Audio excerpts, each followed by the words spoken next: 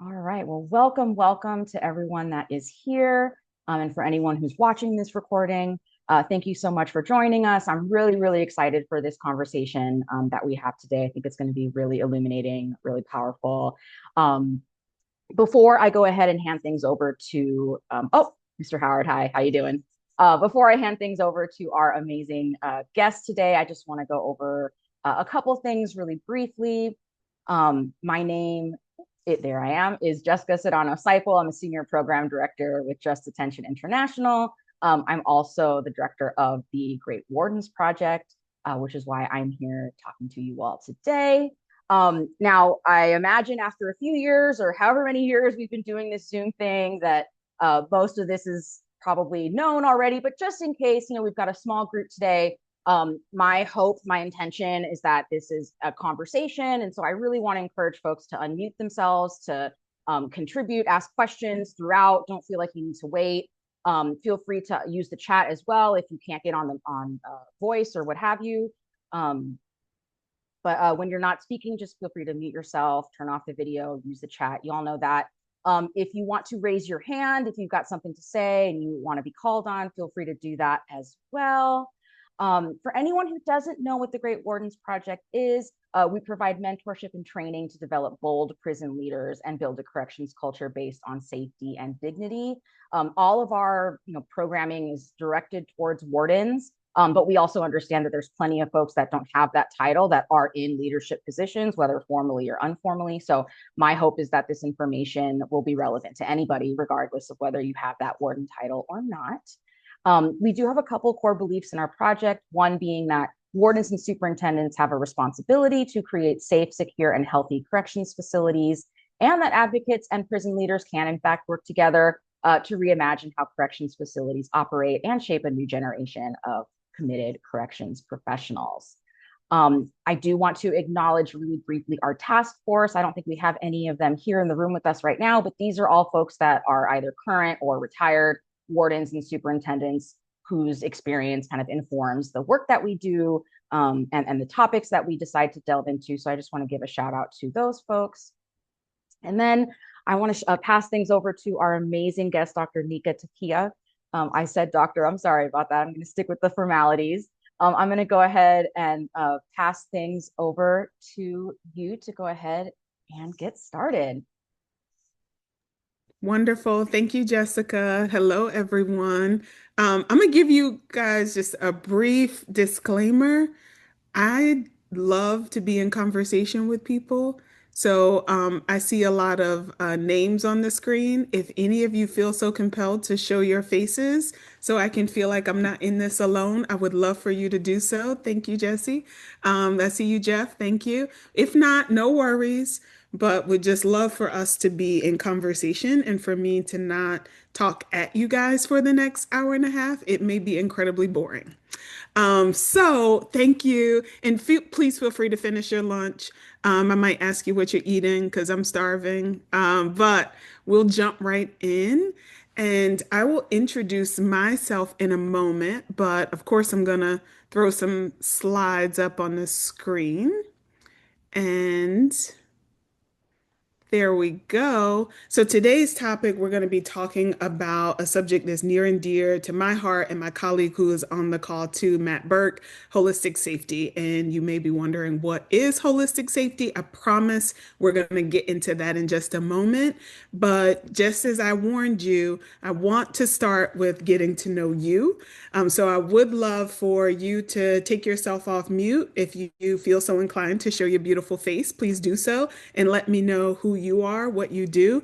After we do that, I'll promise I'll introduce myself and introduce this concept of holistic safety and talk more about what the implementation of holistic safety can look like in your facility and what it looks like in many facilities across the country. And then we'll wrap up with some reflections because we'd love to hear what you think at the end as well. And I promise there'll be opportunities for discussion throughout. So I'm going to actually stop sharing for a moment so I can see your faces on the screen if you are coming in view. and would love to start with Jeff because I see your face first. If you'll introduce yourself and just tell me where you're from, what you do. My name is Jeff Howard. I'm from Ohio. I'm a deputy warden here at Chillicothe Correctional Institution. Been in the field for about 28 years. This is my sixth prison. As far as what I do, I was transferred here to Chillicothe Correctional in July. There is a hospital or medical center that's being built here on the facility. It's pretty much a one of a kind. It's going to be treating the older population. Our population is getting older, so what we're doing is trying to develop a facility that's going to serve that population as best it can. So it's been a build for about 3 years now. So needless to say, they've kind of developed a team to kind of expedite that process because it's getting a little expensive. So hopefully we're looking at a start date of January, middle of January, where we're actually going to have incarcerated individuals in the facility. So it's been my primary focus since I've been here, to include they have a project taking place where they're literally going to change the face of this institution by building new dorms and just pretty much a holistic approach on the institution in itself and making changes, modern changes, because next year this facility will be 100 years old. Wow. So I've been busy. Yes, you have. Thank you so much, Jeff. Wow, way to kick us off. I want to know more. Jesse, you are the next person on my screen. Hey everyone. I am Jesse Lerner Kinglink. I use he, him pronouns. I am based in Los Angeles, checking in from my home slash office. And yeah, I am the communications director for Just Detention International, part of the team that helps coordinate the Great Wardens Project. My excuse me. And yeah, I manage all of JDI's print and digital publications and coordinate our media, and also work closely with the Great Wardens team on really everything. So it's yeah, thank you for joining everyone. I'm excited to be part of this conversation. As someone who doesn't work in corrections, I'll probably be more of a listener, but as my colleagues can attest, I'm never bashful about talking. Awesome. All right, Jesse, we're going to be rooting for you to talk now. Nicole. Hi, everyone. I'm Nicole de la Torre. I work with Jesse at Just Attention International. I'm a program director based out of our Washington, D.C. / Maryland office. So I'm currently in my home office in Maryland. Yeah, excited to be here. And do you want me to just pass over to my neighbor, Tara? And she means that quite literally. We live just a few blocks from one another. So yeah, just over a couple of big hills, but very close to one another. So I'm Tara Graham, she, her pronouns. So with JDI, I'm our national program director. And a lot of my work focuses on working with corrections professionals and helping them to achieve the goals that they're seeking to achieve, especially when it comes to changing conditions of confinement and making sure that the people who are living and working in the facility are healthy and safe. And with that, I'll hand off to Matt. Thank you. Hi, yeah, Matt Burke. I'm the Associate Director of Justice Initiatives at Chicago Beyond. I work very closely with Nika. Prior to joining Chicago Beyond, I worked for the Cook County Department of Corrections for about 15 years. And then I did a couple year stint at the Chicago Police Department as their Deputy Director of Litigation. And then my work now is focused on helping correctional systems improve in many ways. We use, as Nika will get into later, our holistic safety framework, but we work closely with facility leadership, system-wide leadership in prison systems, as well as men and women on the front lines doing the very difficult work they do and people incarcerated. Nika will get into it much deeper later, but it's very important for us that we bring these different stakeholder groups together to collaborate and build rapport and identify the ways that they know that their facilities or their systems can move forward faster and more effectively. And I will pass it on to Mercedes.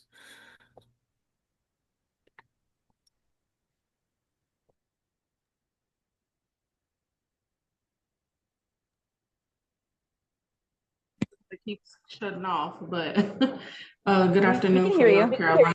Okay, great.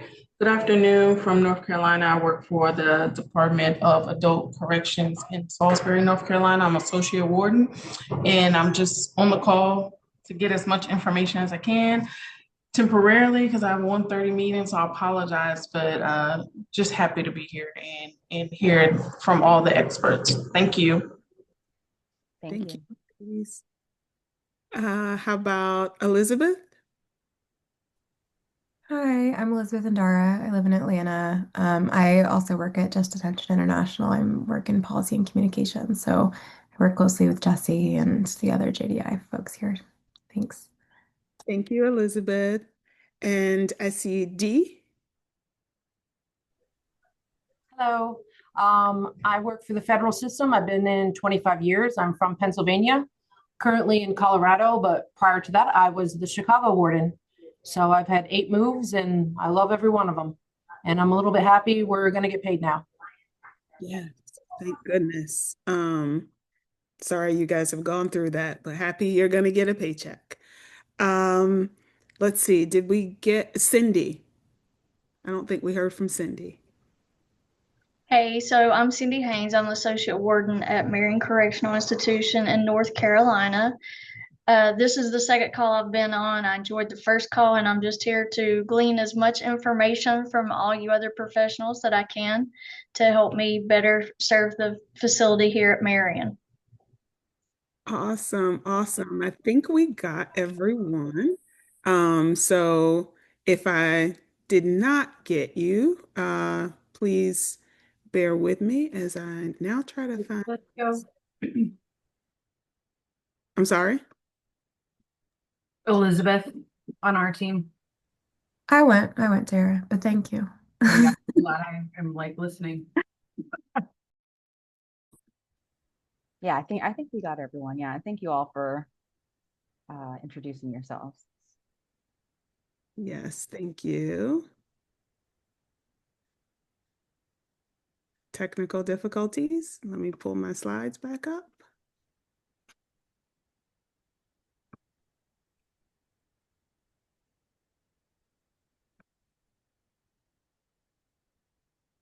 Like you think you know where the button is, and then the moment you got to find it. No, because I find it. actually clicked off of it before. Oh no. Yes. So just feel free to take a quick breather while I pull these bad boys back up.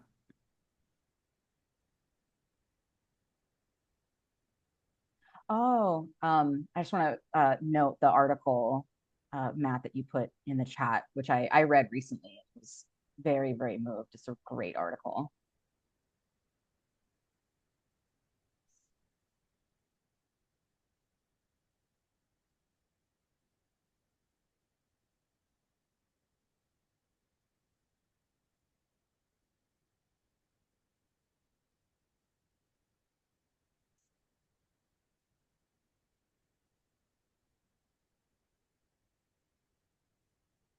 I have the slides too if you want me. I mean, I know it's a little awkward to do the next slide thing, but I have them as well if I'm all set.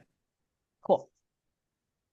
Just had to, I closed out my email, had to go back into my email. So hopefully you guys don't hear a bunch of dings from my email, but it goes if you do. There we go.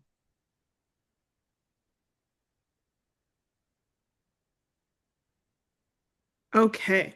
So as promised, I'm gonna share with you who I am, but first I'll share who Chicago Beyond is because we're kind of unique in this space in that we're a philanthropic organization that is also doing some practitioner work in jails and prisons. As Matt shared previously, we work hand in hand with correctional leaders all around the country in helping them to implement our holistic safety framework. But in addition to that, we also make investments in community organizations and in community leaders in the areas of justice, health, education, and beyond, really trying to disrupt the systemic inequities that we know exist.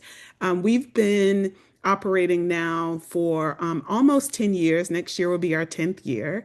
And to date, we've invested more than $65 million in those organizations and people in support of our mission. I joined the organization in 2018, and I joined the org after having spent about 11 and a half years working in corrections myself. So I was the previous warden of the Cook County Jail in Chicago. I was the warden there for just about 3 years.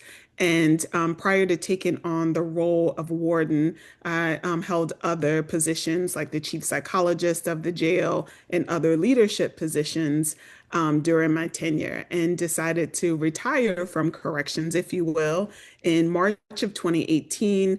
And I'm now the managing director of justice initiatives at Chicago Beyond. And what I can tell you from my 11 and a half years working inside of corrections, one of those years was in a privately owned federal prison. So my heart goes out to you who are working in the federal system as well. And I'm also from North Carolina. So my heart goes out to you guys. I'm from Greenville, North Carolina. Well, small town near Greenville, North Carolina, but I know where you guys are in Marion and Salisbury. But in my tenure, I would say the one word that I use to describe my experiences and the experiences of the people who are around me, the staff and the people incarcerated, was trauma. So it's not unique that I mean, it's not unheard of that I would use this word, considering I'm also a clinical psychologist, but that was what I saw during my time there. And don't get me wrong, there was, a lot of community building. There were graduations we would attend, right? Like there were celebrations we would have when people completed programming, when people got out and they wrote and they told us how successful they were. But there was also a lot of suffering. And a lot of that suffering was on both sides of the equation, if you will, with staff and with people incarcerated. And once I left the system, it was really that it hit me that that experience of suffering was not unique to the Cook County Jail.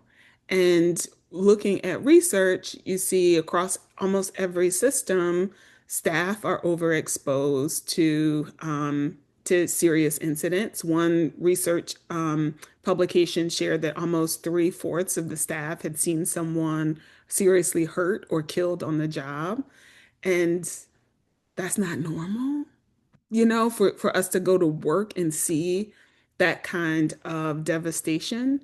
Another study showed that 100% of people incarcerated had been exposed to violence and had witnessed violence. And like that has real impact. You can see at the bottom row here the percentages of people who meet criteria for post-traumatic stress disorder.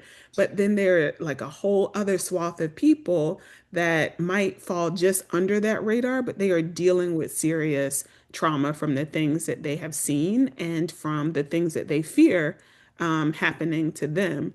And that translates to a real like loss of life.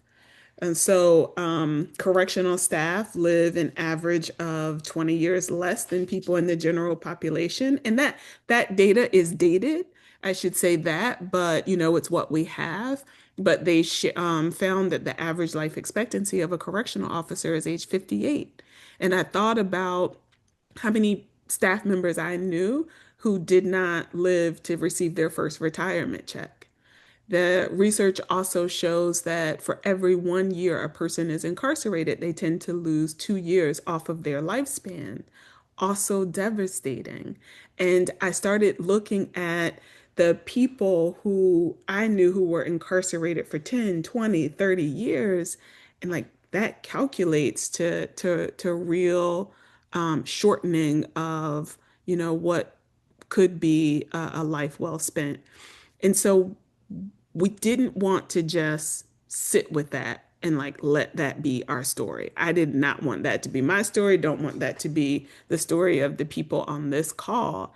And so we started talking with staff working in systems across the country, people incarcerated across the country, correctional administrators, again, across the country, asking them what they felt like they needed in order to change that trajectory. And we published that information in our first iteration of this publication, Do I Have the Right to Feel Safe, in 2021, I believe, 2022. And that is really how we developed our holistic safety framework. So the holistic safety framework helps jail and prison leaders to increase safety by focusing on ways that they can bring staff and people incarcerated together to focus on the emotional well-being of both of those groups. So that's a lot. So I'm going to tell you, just like bubble it up to two core things. It's about collaboration amongst administrators, staff, and people incarcerated. That's the key. And it's about wellness. That's the lock. And so by bringing people together, building relationships, building respect, humanizing people, and focusing on the wellness of everyone, we believe that we will automatically increase safety. When people see each other as humans, they're less likely to want to do something to dehumanize them. And that goes for both sides. And I hate to call it sides, but that's how the system sets us up to see each other. And that's what we really work hard to help people to reduce. And so when we came up with this framework, people said, okay, like that's great, but how do you operationalize it? And we started looking at like what is at the root of people saying they want to have voice. It's I want to be seen. What is at the root of people saying like I want an intentional focus on my wellness? And that's wanting to again like be in community, wanting to be well. And so we said, let's look at isolation as a driving factor behind people's ability to be well and behind people's ability to be seen. And at the same time that we came out with this framework, it was serendipitous that the Surgeon General at the time had published this report, the epidemic of loneliness. And the Surgeon General at the time talked about this phenomenon of loneliness and how it equates to loss of life. And what job is more lonely than someone sitting behind a wall and just watching a bunch of people and not interacting with them? What place in life is more isolating than someone being locked in a cell? And so we wanted to really push for a decrease in all areas of isolation. Physical isolation of people incarcerated, emotional isolation of people incarcerated, emotional isolation of staff, and then something that was very nuanced to this work was how can we bring staff and people incarcerated together to affect change, to really reduce that us versus them culture. And so this puts our framework and our theory of change all together. And I just want to pause for a moment because I feel like I gave you a lot in probably 7 or 8 minutes and want to hear from you all. Please, and like want real feedback. Like, where are we missing the mark here? what hits the mark for you? Like, what is something you wish we would have considered and you would love to see up here? Would just love for you to come off mute and just share your thoughts about what we have here in front of you.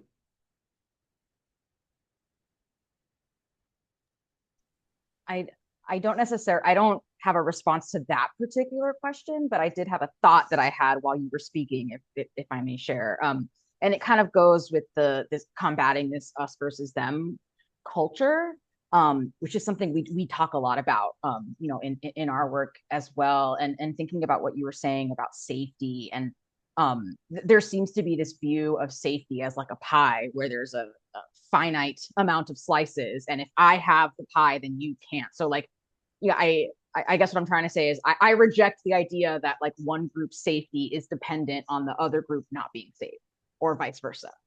I think that safety is, good. yeah, what's the expression, like a rising tide raises all boats or whatever.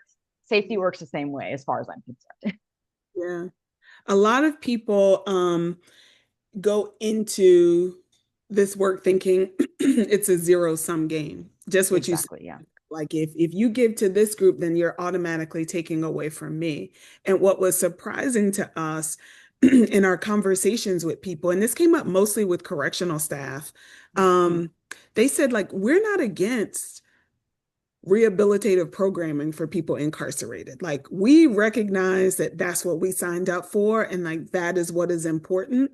But we do have a problem with there not also being an intentional focus on our well-being. And they just felt like administrators across the board were missing the fact that they too were hurting. And when we spoke with people currently and formerly incarcerated, the number one thing they said was you have to do something to support the staff. Like, it won't be okay if the staff are like this. And it was all alarms going off that like, yeah, you can't have a focus on one without the other. Yeah. Well, and to add to that, one of our colleagues is formerly incarcerated, and she's commented that how can I expect you as staff to keep me safe and well if you're not safe and well? Yes. Yes. Yeah. What do they say on the plane? Like, put on your mask before, you help the people around you. The same is true in life and especially in these facilities. Any other thoughts? This is a quiet group. This is Jeff. Just listening, and Jessica knows that we had a officer killed this year, I'm sorry, and next month will actually be a year that my friend Andy Lansing lost his life by being killed from an inmate. He was working overtime that day, just so another younger officer could go and spend time with his family. So, needless to say, it was very, very tough on everybody, not just within that institution, but also throughout the state of Ohio. We have body cam footage, and, even to this date, I haven't watched it as a deputy warden. That's obviously I have the privilege to be able to observe and watch that, but I've chosen not to because, as you mentioned, it's very traumatic. And I had to make sure that, I was strong enough to be able to support my staff to the best of my ability at that time. So, I think probably the biggest thing out of all of that was the fear of staff safety, because, staff could identify with the fact that it could have been them because that officer at that point in time in the incident didn't do anything wrong. The last thing he said to the incarcerated person that killed him was "Merry Christmas," because it happened on Christmas morning, and he chose to take that officer's life.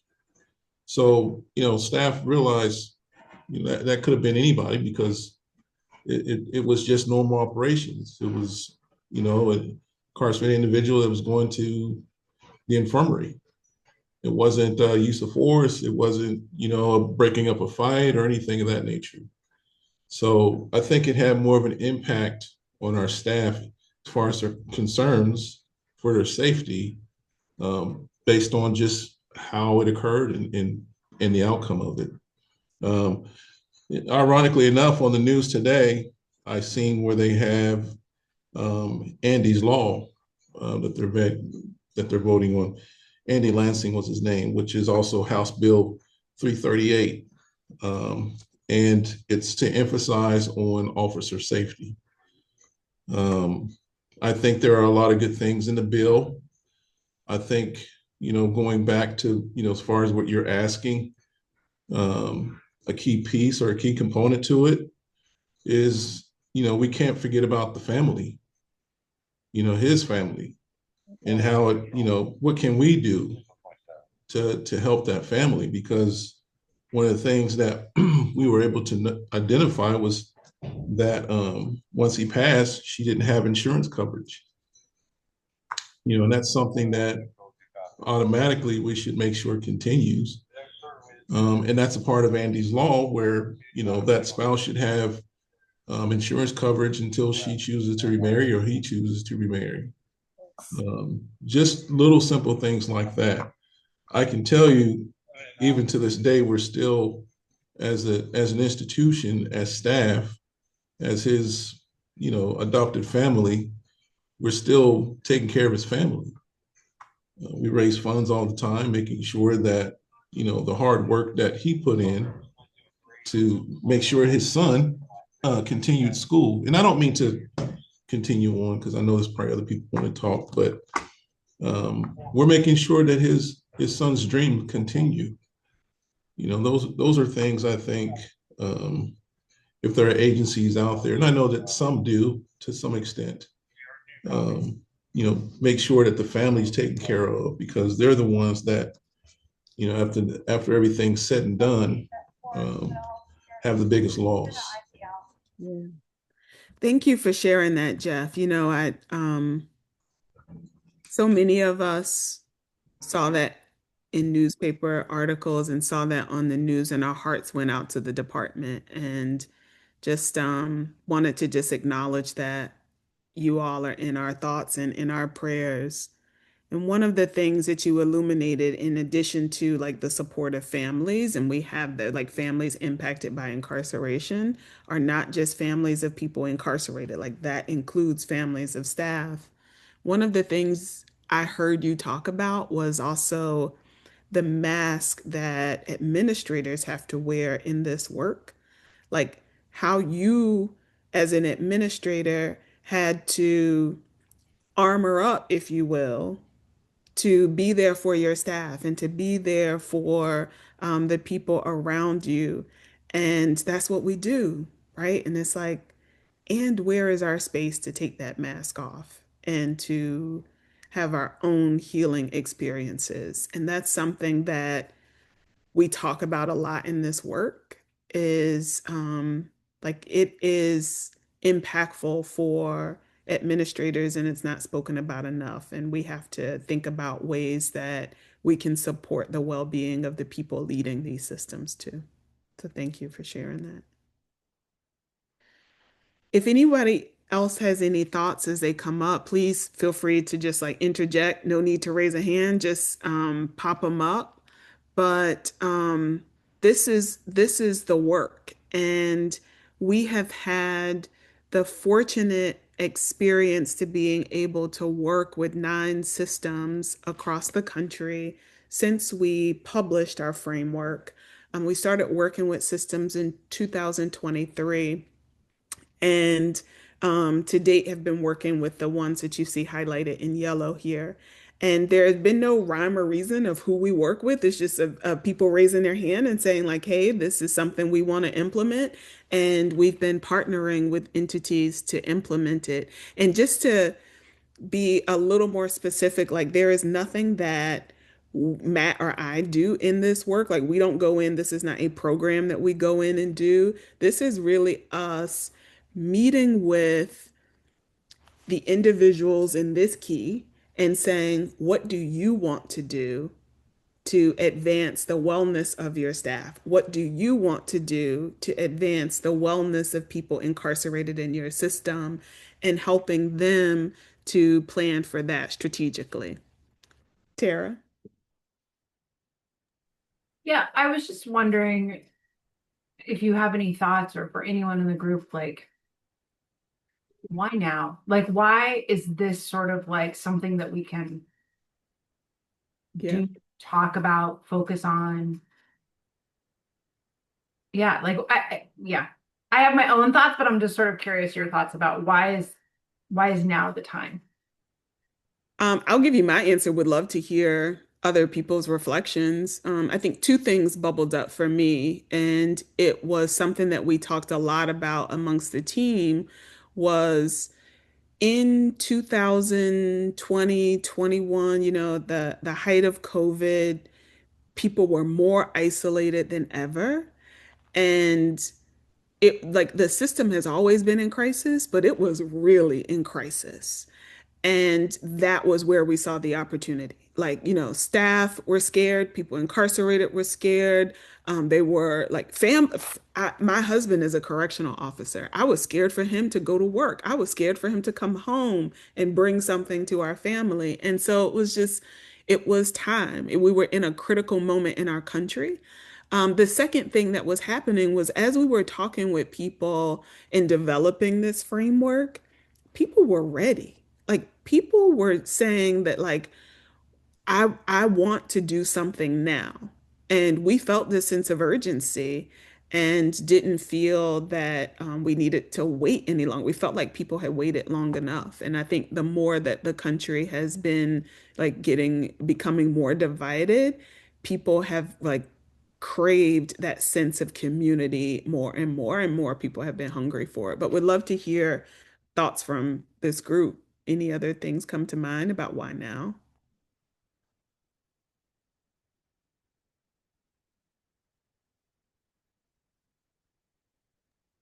I will say that, one thing that I've learned is that many of the systems we've worked with were experiencing severe staffing crises. And when anybody looks at kind of a root cause of that problem, they realize that like the working environment just is not a good fit for this next generation of workers. And a big part of that is the fact that so many people are coming into these jobs and they want to find more fulfillment in their work. I think in past generations, including when I started, like I was just happy for a paycheck, and like insurance benefits and a nice pension system.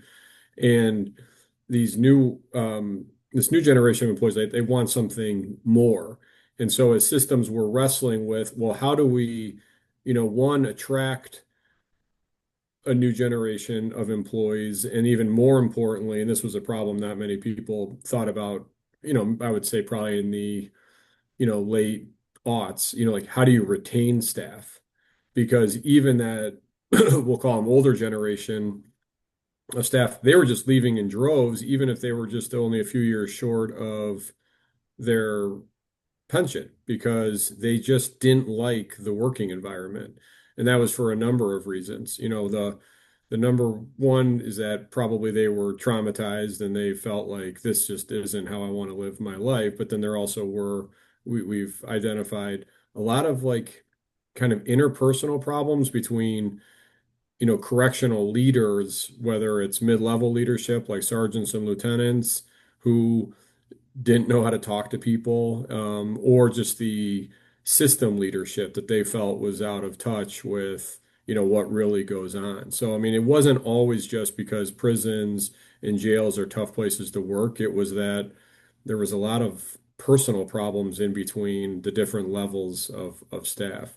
And so I bring that up just because that is like the system needs to change. You don't have the numbers that you need to operate these systems in a rehabilitative fashion if that is what people want, let alone like a lot of times in a safe way. I mean, the horror stories we've heard of, two officers working 8 living units with 40 individuals living on them, and shift after shift. And so that I think is really kind of prime people for looking not only at their internal system, but then the larger correctional system um, as a whole. Like, what are we doing here? What is our objective, and how do we make this better, safer, for everyone that touches it?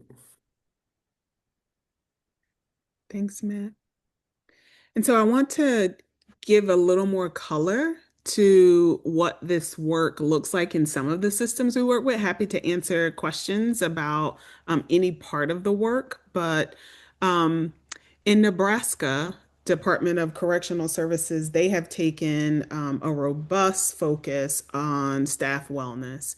And they hired a new person to direct the staff wellness programming, who you see in the front of the room there. And she has been going around and meeting with the staff at all of the facilities. And you guys this may hit home for you, but as you promote up and you get into these higher positions, we tend to become less connected with the staff and the people incarcerated in the actual facilities. And even though she was new, much of her work was at her desk. And, it was like, let's figure out like a policy, let's figure out what we're going to do. And through her engagement with us, she recognized that there was a voice missing in the program development, and that was the people who would be receiving the services, the staff. I remember all too well at Cook County, we had peer support program. We had an employee assistance program. And I will not say that we did a very good job asking the staff what they needed in those policies, in those programs.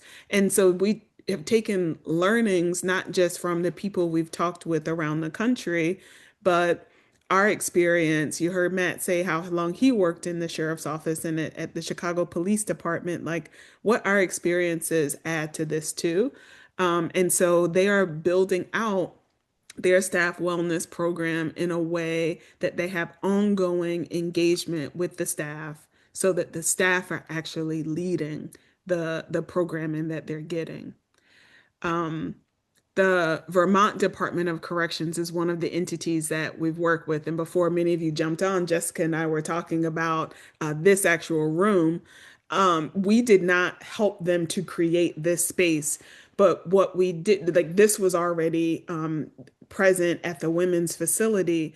But a couple of things that bubbled up in our engagement with Vermont was that they had an intentional focus on contact visitation and healing centered visitation for the women who were incarcerated in their custody.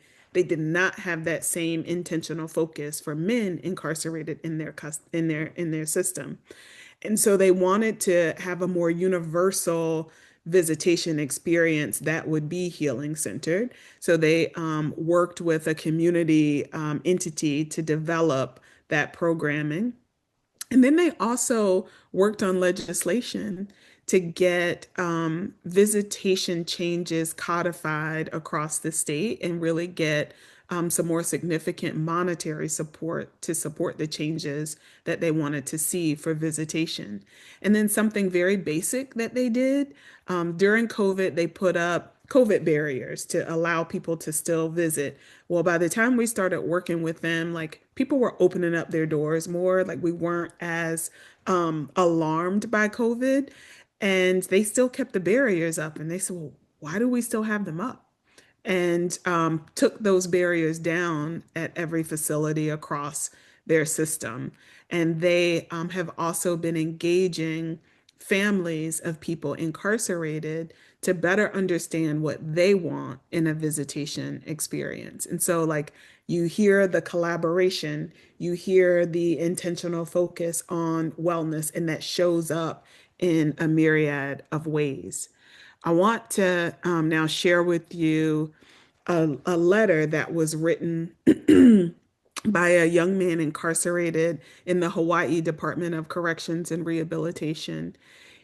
This one facility that we worked with is a men's facility they had not had contact visitation in at least 10 years. The people who were there couldn't think back past 10 years to know if they had it, but we know it has not been present in the last 10 years.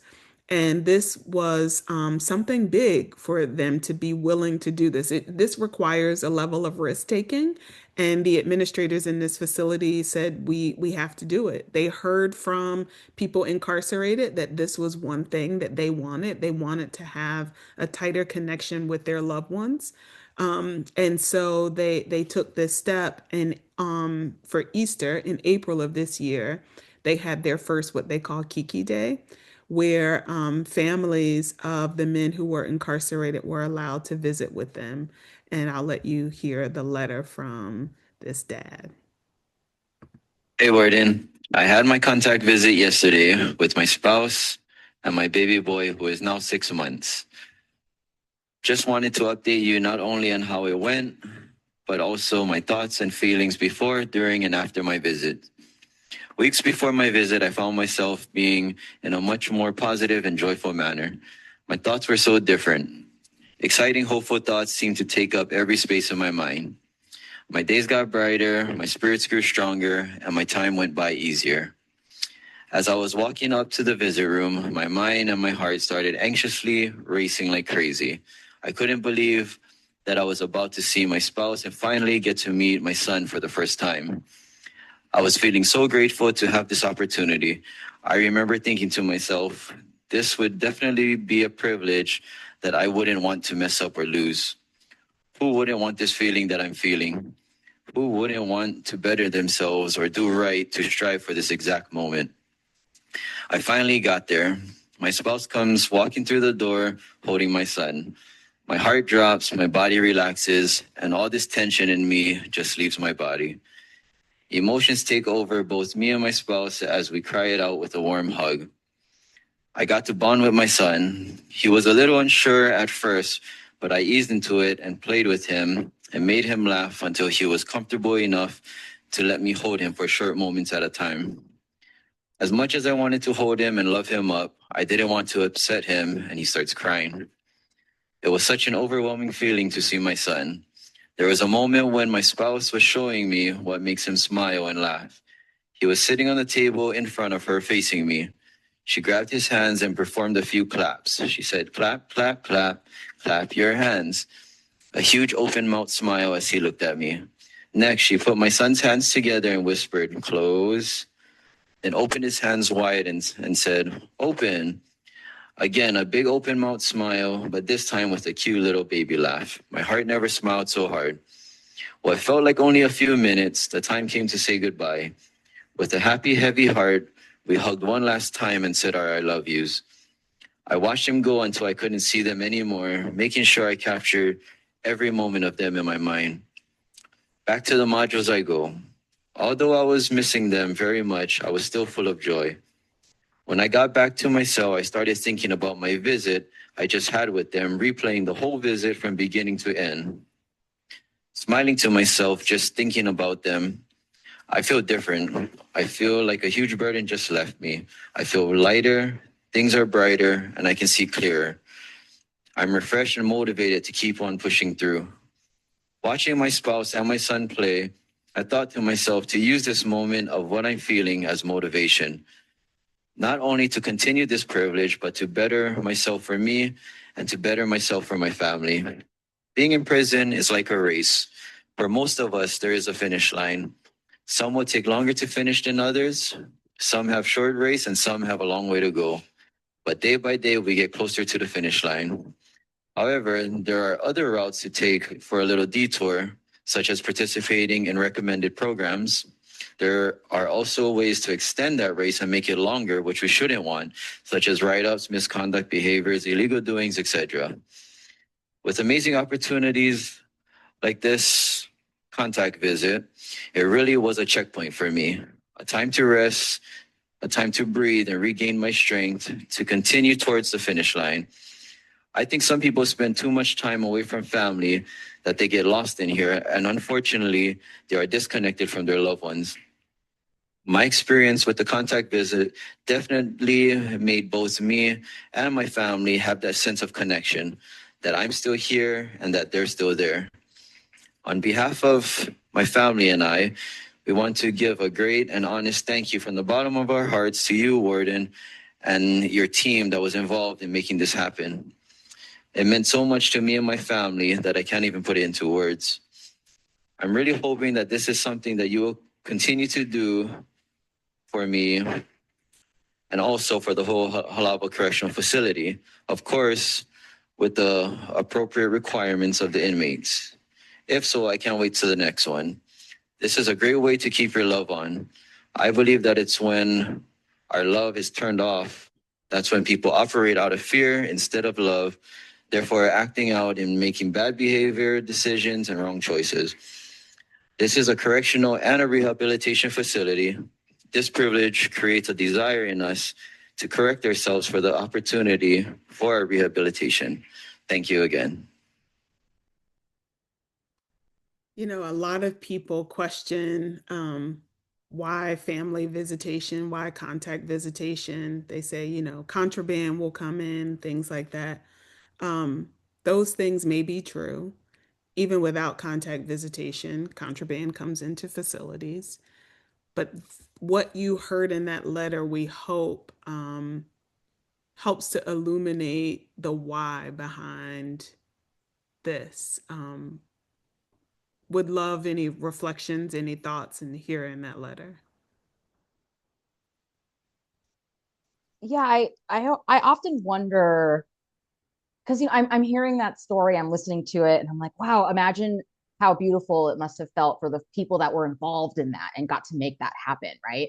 And so then my next thought, is do the people who are involved in that and get to make that happen, do they get to hear that? Like, do they get to hear the story? And I feel like the answer is usually no, and it makes me wonder like how we can, I don't know, just make sure that the staff are able to see the results of their work and able to celebrate, you know, a moment like that they contributed to. Um, and I feel like that those opportunities are very, you know, few and far between.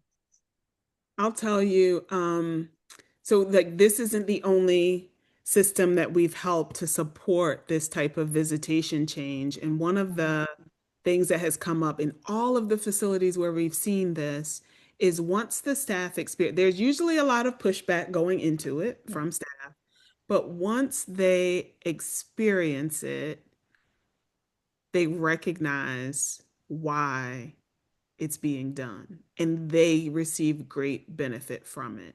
Matt, you had the pleasure of being there for this visit and wanted to know from you, like, what was the what was the atmosphere for the staff? Like, what were some of the things that you saw from the staff experience in this visitation? Um, it was it, it was exactly like anybody who's experienced with corrections would think. So like when I got in, there was a couple officers working at the front desk who were there was three of them and two were pretty annoyed that there was so much activity. Because it was a Saturday and they weren't having visits. They weren't supposed to have any regular visits that day. And so, it was supposed to be a quiet day. And instead there's all these people coming in and everybody has bags and things like that.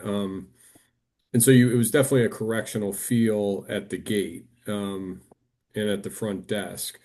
But then what this group we work with did is they decorated the entire hallway with lots of Easter festive decorations and everything.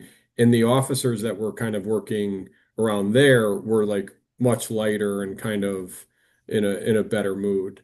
Um, and I have to mention this because I want to keep it real. They had a death by suicide occur about an hour and a half or 2 hours before this event. Wow. And most correctional facilities would have called it off. And I'm not going to make judgment kind of either way, but they had decided that they had put too much work in. The parents, the dads that were participating had gone through about 6 to 10 weeks of training on parenting techniques and all that type of stuff. And so they decided to move forward. And I was aware of that right away. They told me, as I kind of walked in that, it was the tension was pretty high. But once the event got kicked off, you would have certain staff who probably at the beginning of their shift said, "Oh, I'm not going to go check that out," but they would come in and they would go grab like a cup of punch and they would grab a meal. There was tons of food and everything like that. And by the end of it, there was probably about 5 or 6 officers. Um, who I know did not initially want to like hang out or participate that were going all over the place. They were playing games with some of the dad's kids. There was all these little different events and everything. And then when it came time to clean up, everybody cleaned up together. Like even some of the officers who didn't have to, who could have gone back to whatever post and having run a correctional facility, I was thinking like, are you supposed to be at a post right now? But whatever, it was still like, it was very uplifting to see everyone working together. And I know that I saw it happening, like the hearts and minds of some of the staff members changing and kind of opening up. And I also saw that the relationship that they had with certain individuals was going to change kind of forever. And they're trained correctional officers, so I don't really worry ever about people letting their guard down or being taken advantage of. But it also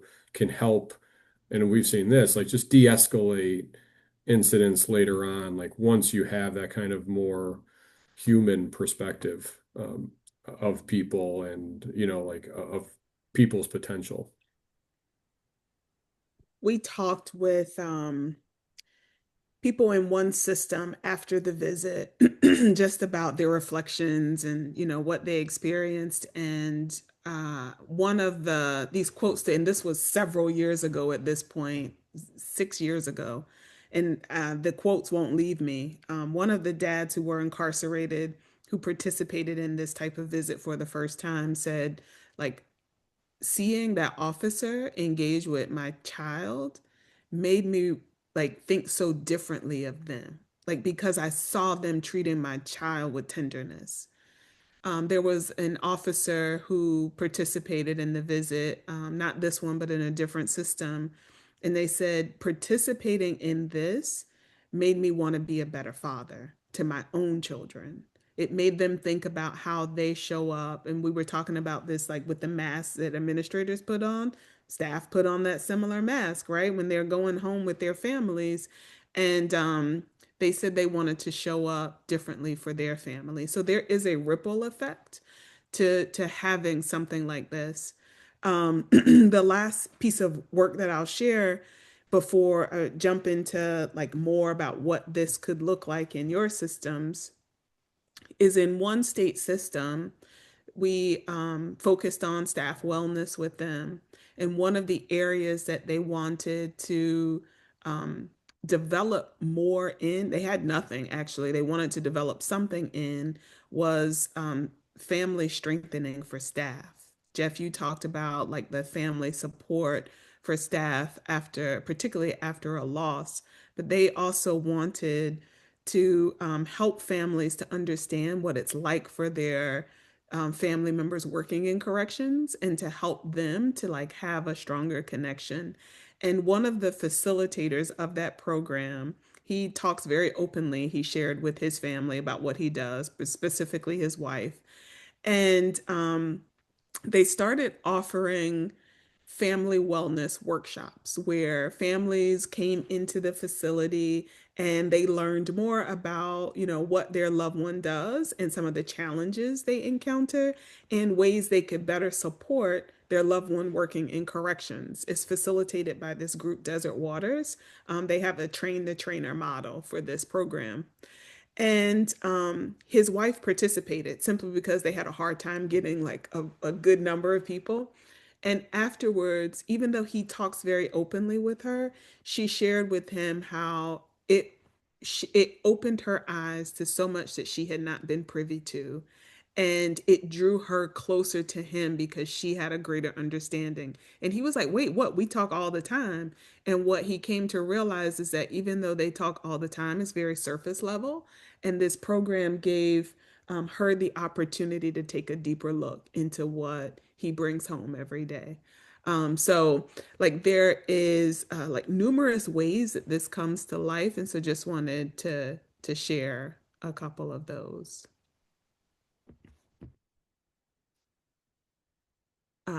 Thanks for putting in that in the chat. And I saw Cindy had to handle an issue. Hey, Warden. Oh, sorry. Let me click off of this. Add my contact with. Okay. So now want to dig deeper into like how we engage with systems as we are working with them. And so the one of the things that we do in starting this work is we go through, we have a holistic safety inventory. And we go through that inventory with mostly system leaders.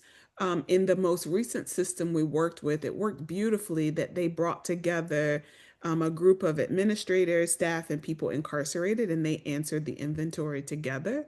So it shows up in different ways, but I want to just take a few minutes and share with you all the inventory and ask that, you know, you for those of you who work in facilities and lead facilities, if you'll just get a piece of paper and a pen.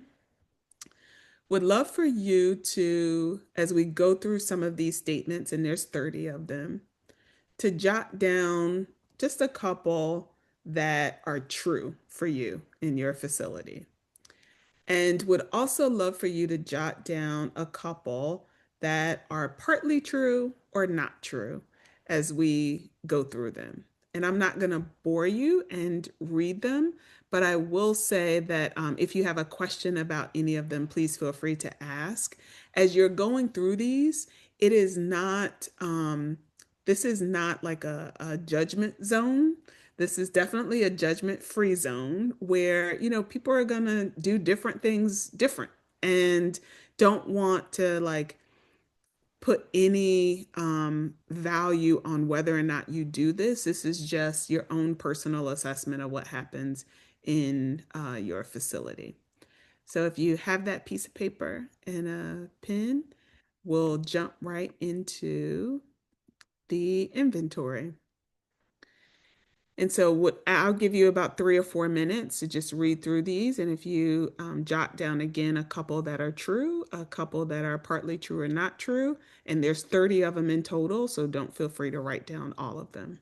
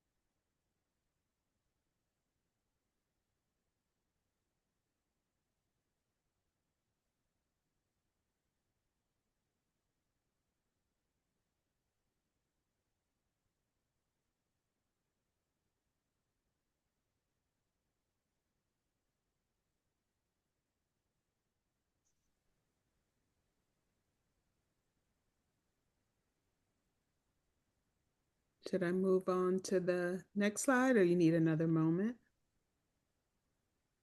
I think we're good. All right, I'll move on to the next one. This is for reducing emotional isolation of people incarcerated. I'll give about 2 or 3 minutes here.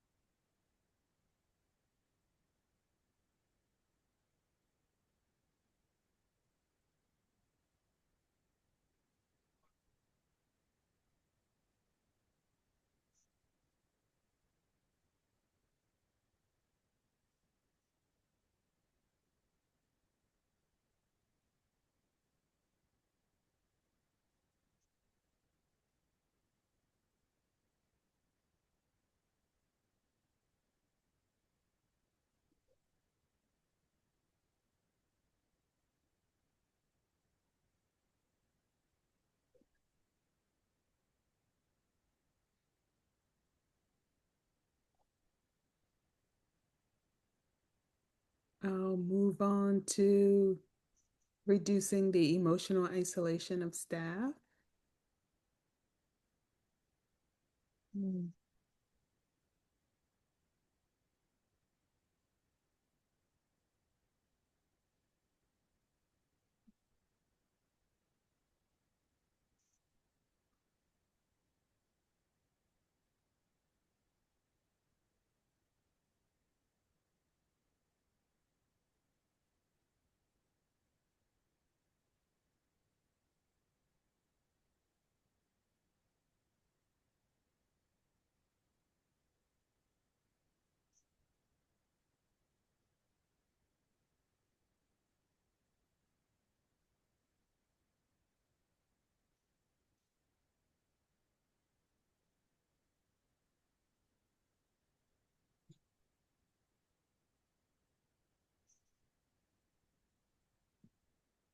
Okay.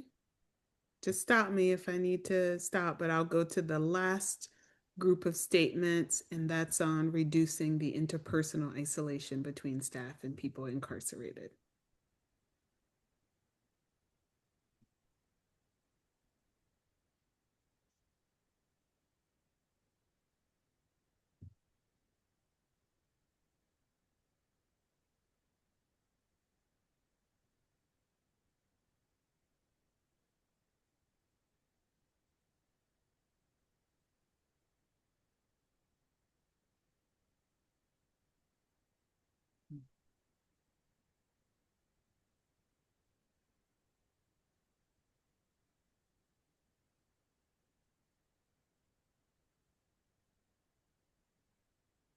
The third one on this list was what I had mentioned earlier. Yeah. Yep.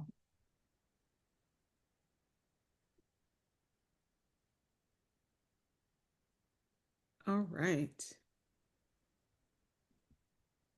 And I'm happy to share a link that has more information on the holistic safety inventory, as well as like other steps that we take in supporting the implementation of the framework.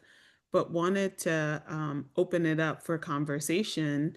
I know it's only a few of us left on the call, but if any of you want to discuss, a strength, any of the truths that you wrote down that is true in your facility, if you feel inclined to share, or if you just want to keep it to yourself, just let us know. Um, Obviously I don't work in a facility, but I do want to share, if I may, just practices that I've seen at facilities that I've visited, and thinking again about the highlighting positive stories and successes. um that's one of the things, actually, in Ohio, one of the community corrections facilities there, Oriana House. I've talked with them a number of times over the years about their staff retention, activities that they've done, like stay interviews and that kind of stuff.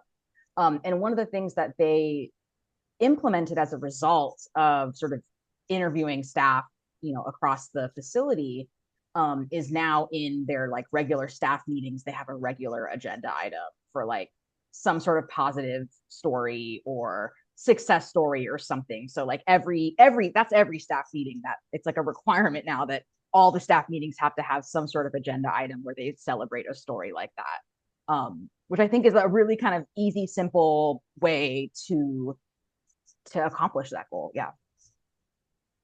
Well, thanks for sharing that. There is definitely a topic that bubbles up often, probably in every system we work with, is communication. Staff raise that quite a bit, like the lack of communication and the lack of knowing. And so they feel very disconnected from the happenings of the facility. Yeah.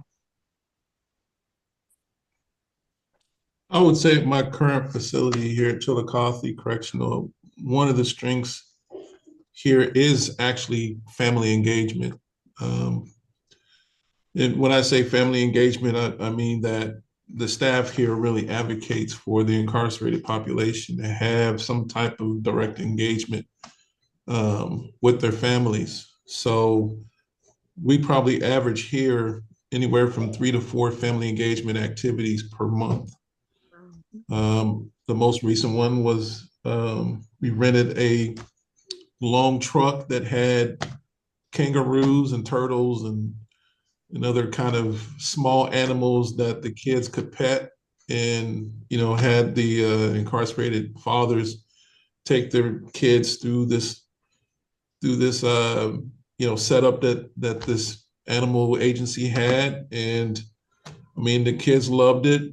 The fathers loved it. Of course, pictures were taken. And then there was a section where the family could sit down with the animals along with the incarcerated individual and take pictures. And, they were able to have those pictures to take back to the units with them, and families to take with them.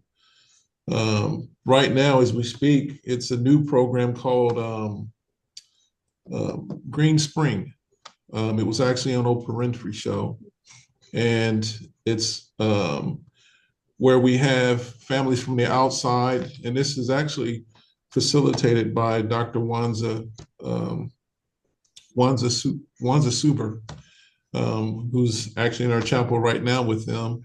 And they actually, it's going to be for 2 days where they can actually sit down and share with each other as a group some of the traumas that they've experienced with that loved one not being in the family and being incarcerated, as well as that incarcerated individual talk about some of the traumas that they have with not being with their family, and kind of share some of those things if they choose to. I mean, it's not forced or anything of that nature, but it's actually one of the first programs in the state of Ohio, such as that, that's being facilitated here. So I would definitely say that Chillicothe is probably one of the leading institutions in the state of Ohio, other than perhaps ORW, which is our Ohio Women's Reformatory, that leads the state with having very positive, structured family engagement programs that are also advocated and supported by the staff here. That is incredible.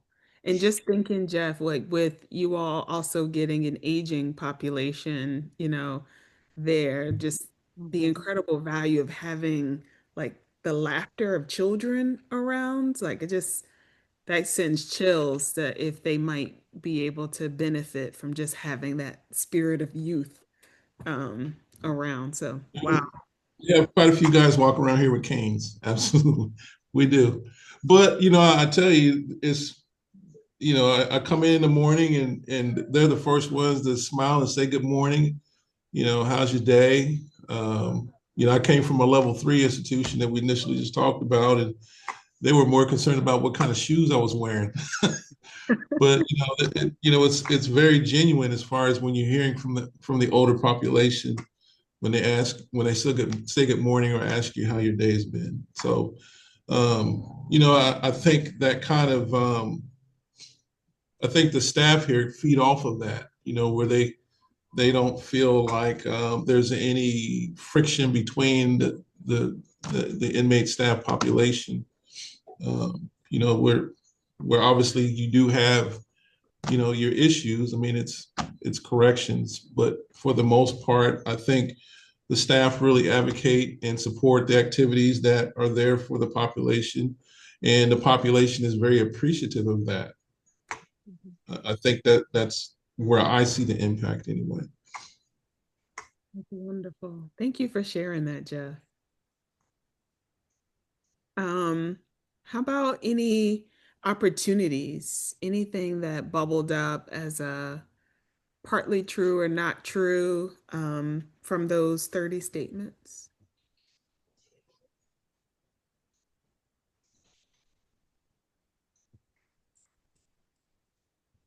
Can you kind of explain what you mean about that? I mean, can you elaborate on that a little bit more? Yeah, sure. Decrease isolations in facilities. Yeah, so with these four areas, if there were any of them that you noted the facility does not do, or only does, to a smaller degree, or may do a little bit, those are what we call opportunities to reduce isolation. So if any of these were not true, then that could be a potential opportunity. I know we talked before about staff wellness, and not sure if any of these are not being done that may be something of interest to balance out what staff see people incarcerated receiving and what they receive.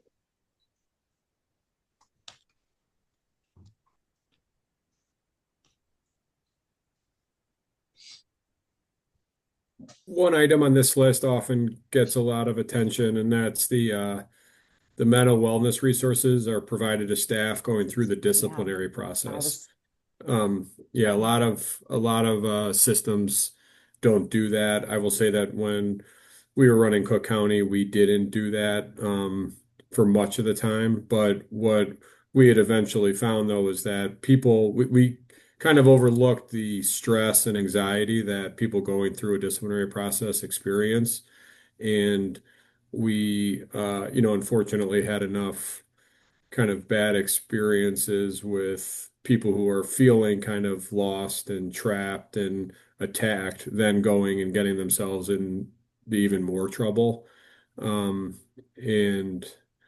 it can be as simple as just providing the numbers to EAP or to peer support or to, like requiring a sit down session, later on, not from a we're mad at you standpoint, but, especially with those staff who are going to stay on duty and who aren't being fired, just to say that, everything's going to be okay. This is how the process works, and this is how we're here to support you while you're going through the process. Matt, can I ask you a question about that? Because what about the other staff? Like, I think about it and, like there is that specific staff who may be going through the disciplinary process, but then the impact that kind of allegation, whatever it is, has on the rest of the staff. And I'm wondering what you've seen or Yeah, I mean, doing to like keep that balance. Does that make sense? Yes, it does. And it works kind of both ways because, a lot of times, a staff member may be under investigation for a use of force or for excessive force. And that can really kind of gel the whole team and culture together, saying, the people that are doling out the discipline don't understand our job. They don't care about us. They're going to fire us just because we're protecting ourselves or protecting our fellow staff members or even protecting other people incarcerated. And then you also have, so in that case, you can, step into a hornet's nest. And then you also, though, have the case of, like I was mentioning earlier, like a bad supervisor or a bad, colleague who's kind of a bully and a jerk or a sexist or whatever the case is. And then when they're disciplined, everybody's watching it very closely. to see what happens, to see whether or not the department takes those types of allegations seriously. But regardless, like in those cases, you still want the person who's being accused to be as well as possible because you don't want people taking it out in their or doing something dumb in their personal lives or taking it out on families or friends or.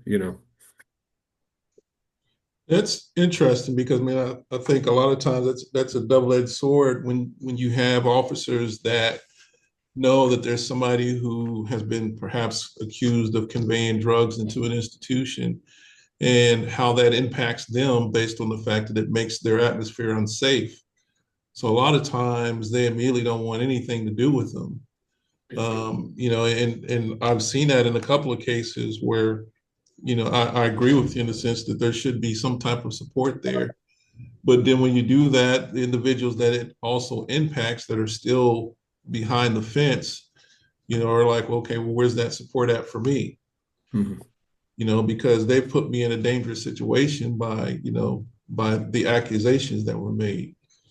So, I mean, I see sometimes, or well, probably most of the time, where it's kind of like the opposite. If they see somebody that's being accused for something, and it's put their situation at risk, they don't want anything to do with them. Yeah. And that's really the rationale, Jeff, behind our encouragement that even when the person has done something bad, and this goes for both staff and people incarcerated, that they still have supports to help them to think differently, and that they still have a support system so that it doesn't end up in a more tragic outcome. Because that staff member who is being disciplined, you're right. Everyone is like, I don't want anything to do with you.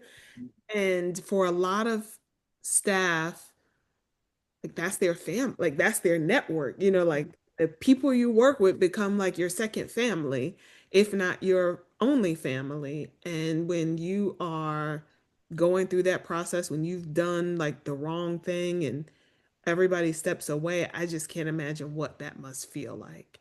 And so even in their wrongdoing, wanting them to have the supports they need to Yeah. still well, like mentally. And I think it's a cultural thing when you talk about corrections, where that's just a part of the culture based on the fact that their jobs are so stressful. Yeah. And can be at risk at any time, that when someone brings that to the table, they don't feel like that they're being, that their safety is being considered when someone else is doing that. So it's really, I mean, that would be very interesting and a challenge to reverse that culture by saying, well, actually our responsibility is to support that person even though they made a mistake, on, how we can help them throughout the process as well. Yeah.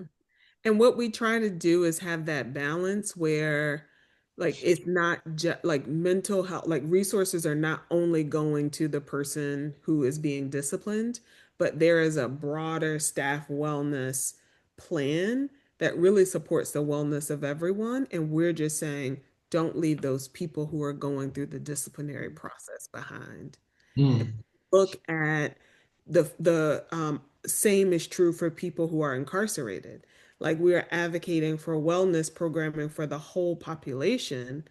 And we are saying that people in restrictive housing who have done something bad, don't forget about them too. So that is, you're right. If an entity only focuses on the people who have done something bad, then yes, it is definitely going to be a problem because it's like, wait, I've been doing what I'm supposed to do, and you're not.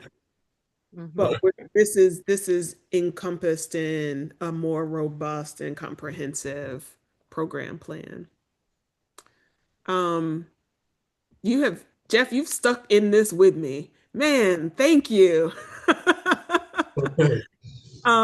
He's a good one. He's a good one. I'll tell He's you. great, great. Not taking anything away from everybody else, but people have And things. I do want to acknowledge briefly, we've only got like a few minutes left on our schedule here. I want to be respectful of folks' time. I didn't want to interrupt. It's been a lovely conversation, but Yes. yeah. Wrapping up. So from the inventory, we usually will work with the team to help them to develop an implementation plan. And that's just a picture here of us working with the team in the Connecticut Department of Corrections, taking what they've identified as strengths and what they may want to lean more into, and also taking what they've identified as opportunities and them developing strategies that they want to employ to really get at those opportunities. And you see a picture of Matt here from the back, like walking into the horizon in Hawaii with the team there. But that's the essence of the work, and happy to share more. If you're interested in more, you can always go to our website, chicagobeyond.org, and I will also drop my email address in the chat. Awesome. Thank you so much for hosting an awesome conversation. I really appreciated it. Really briefly before I let everyone go, I always end our conversations with a little reminder that you can do anything, but not everything, and that we can only do that with each other. Once you leave this webinar, there will be a really, really, really brief, like 2 or 3 question evaluation. If you wouldn't mind just filling that out, give us some feedback. We always appreciate it. Otherwise, you can stay in touch with us via our website. I encourage you to sign up for our newsletter if you haven't already. We do have some exciting stuff coming up, so I want to make sure that you're informed. And yeah, thank you all so much. Really appreciate your time. Jeff, it's lovely to see you as always. Yeah, I hope everyone has a wonderful day.